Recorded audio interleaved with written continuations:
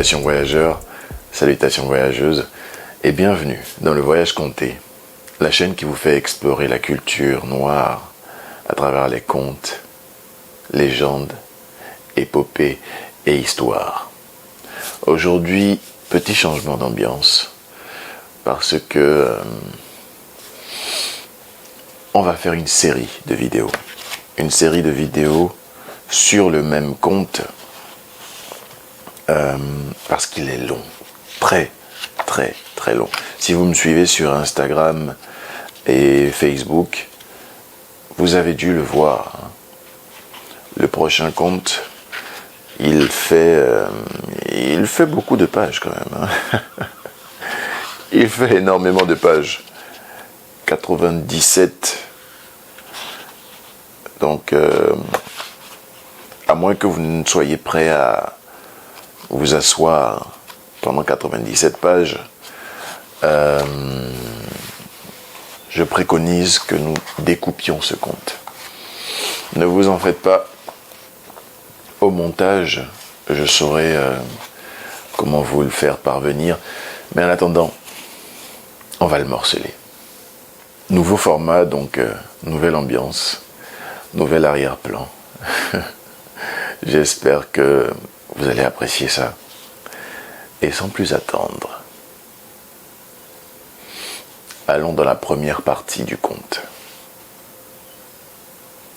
Le conte du jour nous vient directement des nuits de Zanzibar. Le titre : Le sultan d'Araï. Un menuisier s'en est allé épouser une femme. Après de nombreuses années de vie commune, ils ont une petite fille. La femme tombe malade et quitte ce monde.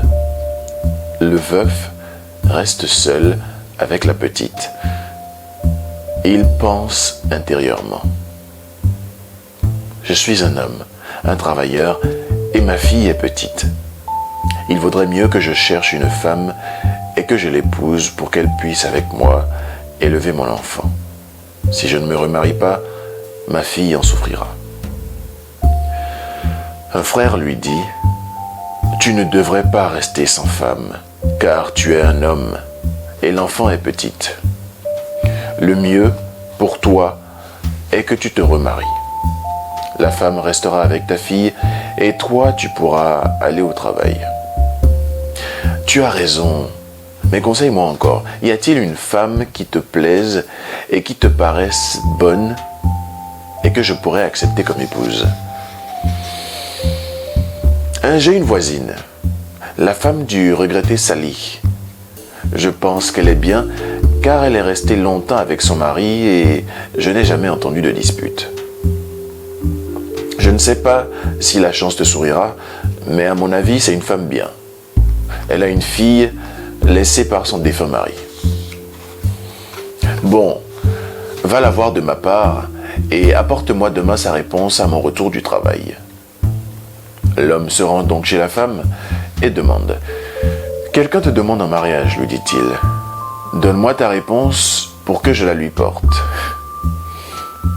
Je ne peux pas refuser, dit la femme, car me voilà veuve avec une enfant. Si j'avais un mari, je serais mieux. Bon. Je vais lui dire que tu acceptes sa proposition et on verra.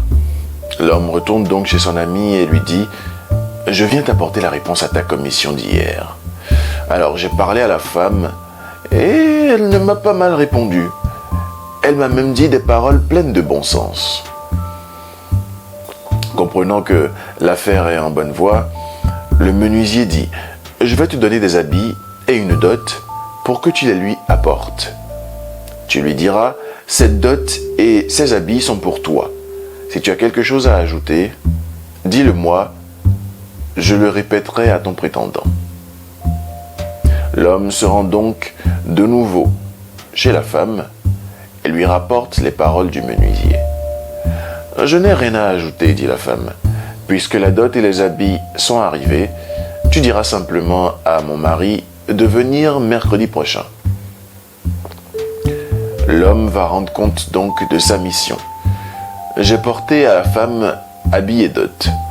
Je les lui ai remis en lui demandant si elle avait quelque chose à ajouter et elle m'a répondu qu'en ce qui la concerne, elle n'avait rien à ajouter. Elle m'a simplement demandé que tu viennes mercredi prochain. Et c'est tout. Mercredi, c'est pas bien loin, hein? Si Dieu nous accorde ses bienfaits, on va pouvoir y aller. Nous sommes aujourd'hui mardi, donc demain, ça va être mercredi. Prépare tes affaires, conseille l'ami. Ne t'en fais pas, tout est en ordre. Ma fille et moi, nous sommes prêts. Toi, mon frère, va dire à ma femme de prendre ses dispositions. Si elle te répond qu'elle est prête, viens m'appeler, j'irai au moment convenu. L'ami du menuisier se rend chez la femme et lui dit « Ton mari te salue. Êtes-vous prête ici? Il voudrait venir. » « Ne sommes-nous pas prêtes? Demande la femme. « Nous attendons sa venue et le temps passe. Va lui dire « Vite, vite, viens !» L'homme part en courant et trouve son frère debout sur le seuil de sa porte, prêt à partir. « Ta femme te salue, lui dit-il. Alors, quelle nouvelle? Rien de particulier, sinon qu'on a hâte de te voir. Ta femme et sa fille sont prêtes, là-bas, et elles attendent ta venue. Alors, allons vite, le temps presse. » Ils sortent tous les deux et quittent la maison. Ils se rendent à pied chez la femme et le menuisier reste dehors. Son frère entre en disant « Allons les femmes, le mari est là et il veut entrer. » « Qu'il entre, dit la femme. Le mari entre donc dans la maison. Il demeure là, sa femme, sa fille et la fille de sa femme pendant 7 jours. Un beau matin, le mari appelle sa femme. « Demain, jeudi, lui dit-il, je vais aller au travail. Prends soin de ta fille et de ma petite. » Le lendemain, le jour se lève et il part donc au travail. La femme reste à préparer le repas et donne leur part aux enfants, chacune séparément. À sa fille, elle donne du bon riz et à celle de son mari, elle donne la partie brûlée. À midi, quand le père revient, il ordonne « Madame, mets la nourriture dans un plat. » La femme se rend à la cuisine et met la nourriture dans un plat, puis va servir son mari et lui donne de l'eau pour se laver. « Appelle les enfants et mangeons, dit le mari. » La femme se récrie. « Ah, maître, faut-il que les enfants mangent 2 fois? Elles ont déjà eu leur part. Je ne veux pas leur donner de mauvaises habitudes. Quand de jeunes enfants ont reçu leur nourriture et qu'ils ont mangé 1 fois, ça suffit, il faut attendre le repas du soir. » « C'est bien, ma femme, s'excuse le mari. Je pensais que les petites n'avaient pas encore mangé, voilà pourquoi je te demandais de les appeler. Comme elles ont mangé, c'est très bien. » Il sort, s'en retourne au travail. La femme prépare le repas du soir. Quand la nourriture est prête, avant le repas de son mari, elle fait manger les enfants. Elle donne à la fille du bon riz et à l'autre du riz sec et brûlé. La fillette mange, boit de l'eau et s'en va jouer dehors. Le soir, le mari de la femme rentre et en arrivant à la maison, il appelle « Ma femme !»« Oui, maître, répondit-elle. »« La nourriture est prête ?»« Oui, maître, mais là dans un plat. »« Bien sûr, maître. » Elle met la nourriture dans un plat et vient servir. Elle donne à son mari de l'eau pour qu'il se lave.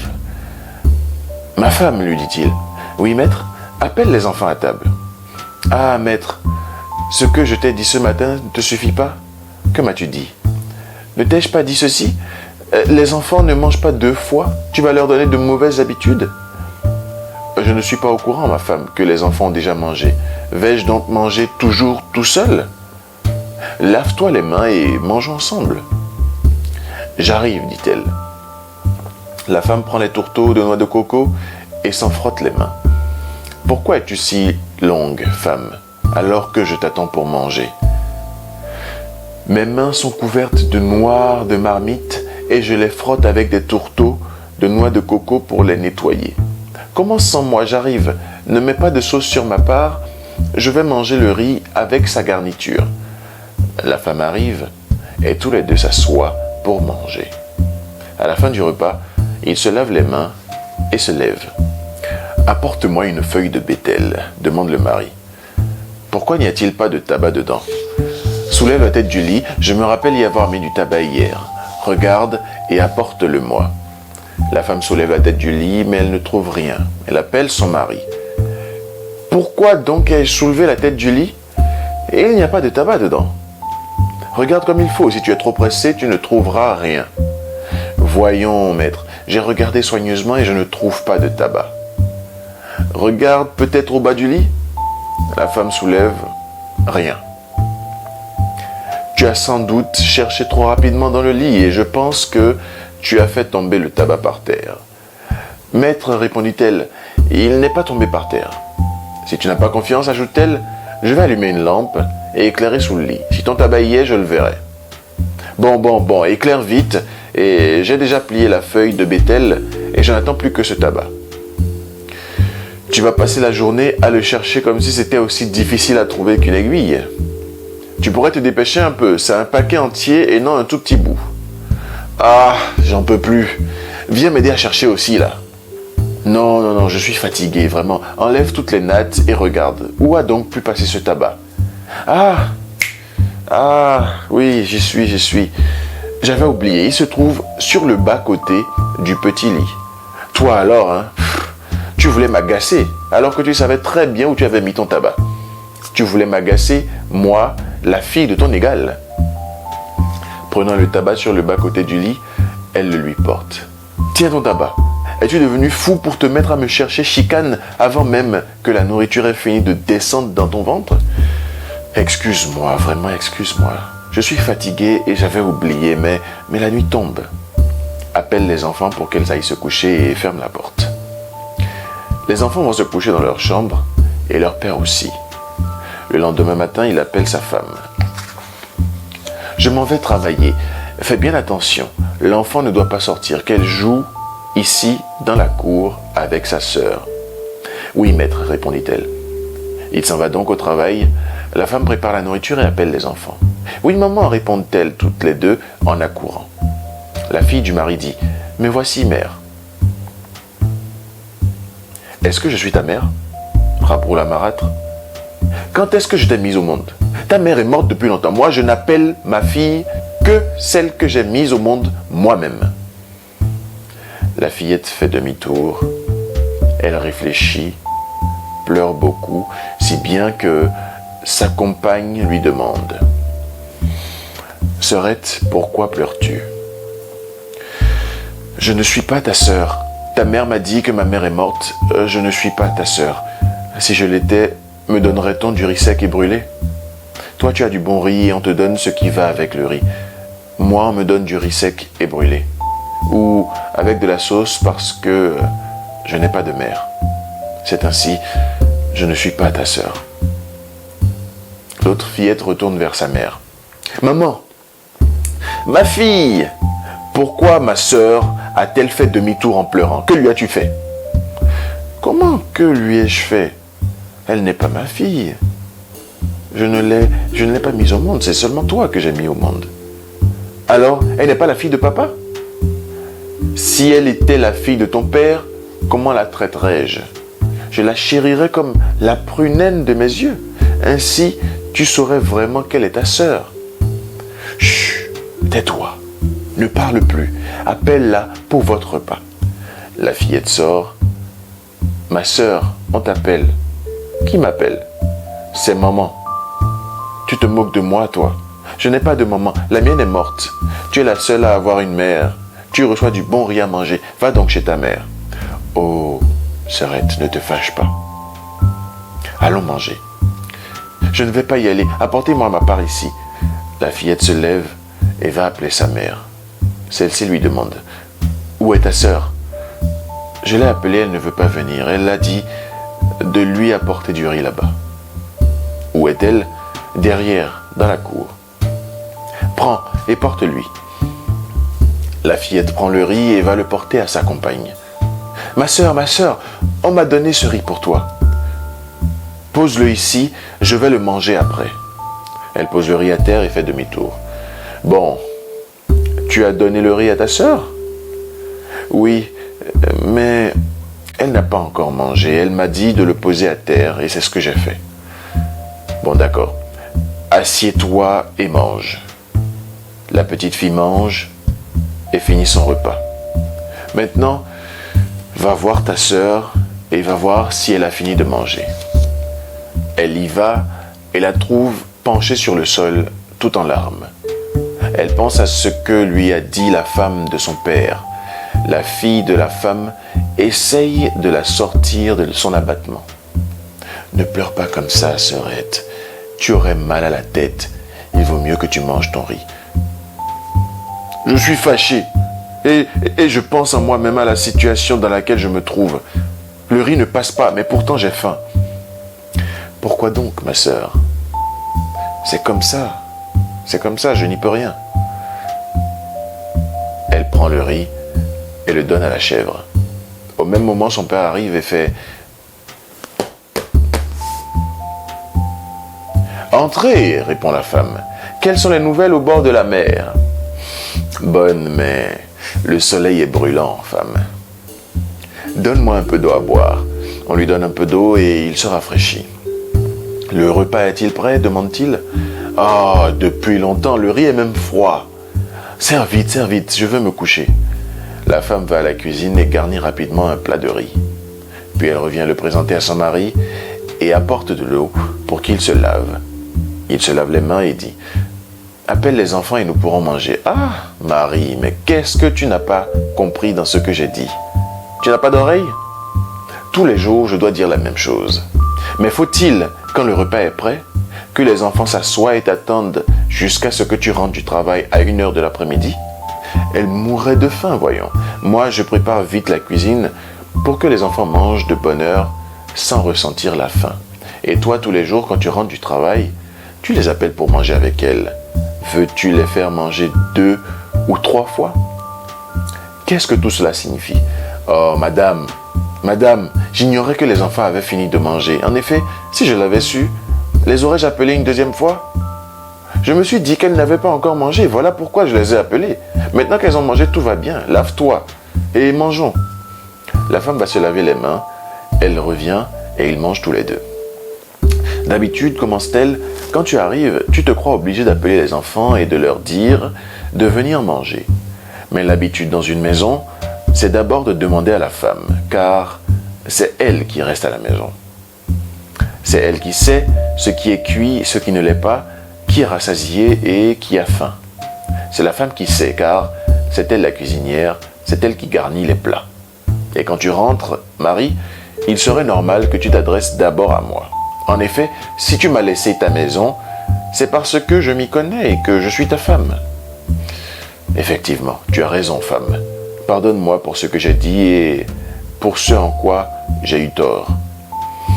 Ce que tu dis est juste. Quand un homme sort, il doit demander à sa femme si la cuisine est prête, si les enfants ont mangé et s'ils ont suffisamment mangé. Voilà. Et moi, la femme, je te réponds alors, les enfants ont bien mangé, maître. C'est ainsi que les gens vivent avec leurs femmes dans des grandes maisons. Et c'est pour cela que les gens se marient.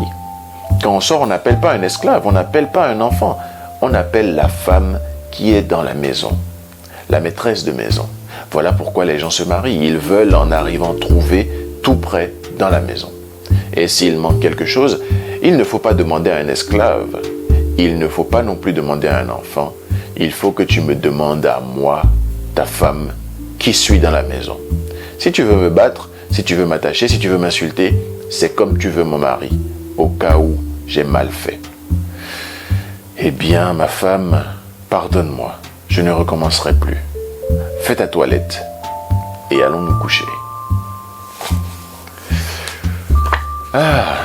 On va faire une pause là, parce qu'il y a beaucoup d'informations jusque-là. Donc, dites-moi quand même ce que vous avez pensé du conte jusque-là. Il y a des informations très importantes à prendre en compte. Très importantes. À part le fait qu'ils ne se nourrissent que de riz. Il y a d'autres informations importantes. Donc, n'hésitez pas dans les commentaires à me dire ce que vous pensez, qui est selon vous l'information ou les informations. Il y en a plusieurs, donc voilà, j'ai spoilé un peu. Mais n'hésitez pas dans les commentaires, j'attends vos réactions. Quelles sont les informations importantes dans le conte jusque-là? Alors, comment vous dire ça? Il me reste, pour le même conte, à peu près 80 pages à lire. 80 pages. J'en ai lu 10 là. Donc il me reste 80 pages à lire. Et prenons le temps. Prenons le temps de bien faire les choses. On va le découvrir progressivement et on se retrouve à la fin du conte. Qu'est-ce que vous en dites? N'hésitez pas à partager la vidéo si vous l'avez appréciée. N'hésitez pas à laisser des commentaires pour que je sache si la nouvelle configuration pour les contes de ce genre vous plaît. Dites-moi vos avis. J'ai hâte de les lire, j'ai hâte de vous répondre. Et jusque-là, voyageurs, voyageuses,